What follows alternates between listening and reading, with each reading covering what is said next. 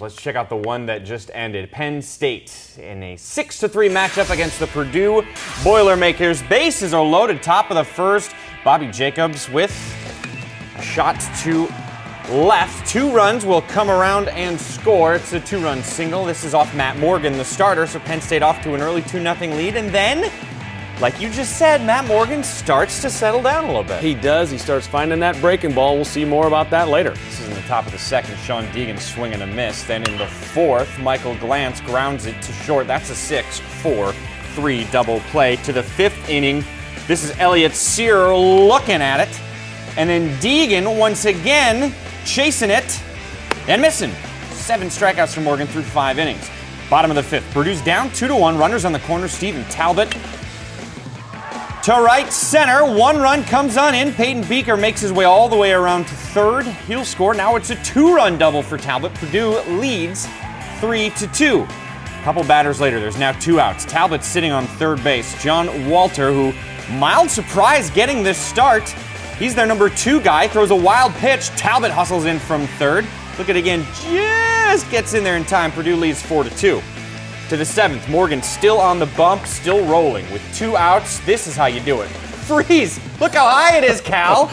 Little man can't swing at that big pitch.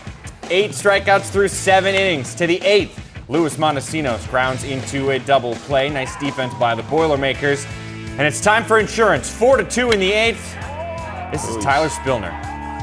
He got mad. Tom Hart was saying he got mad because he kept getting hit by the ball, wanted to punish it. Well, that's the way to treat it.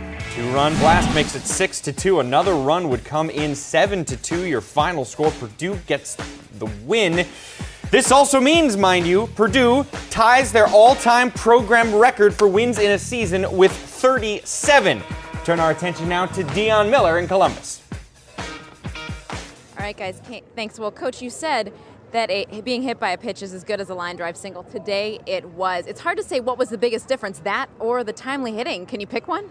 Well, I mean, we had to get on base first, so I thought our guys did a good job of creating a little bit and, again, not moving their feet.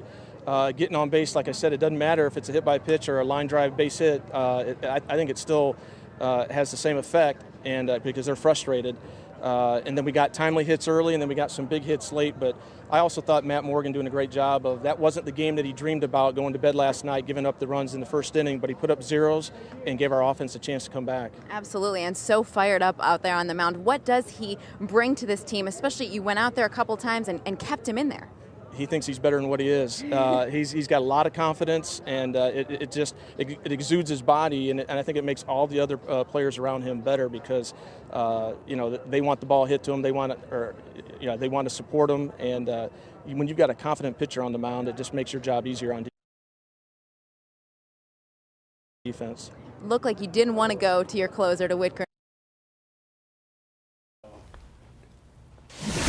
I mean, we had the ball freeze. We might as well have an interview freeze as well. Here's what happens on Thursday. Now the lineup is set. As you see, Minnesota and Penn State, Purdue and Michigan State. In the primetime game will be Ohio State taking on Illinois.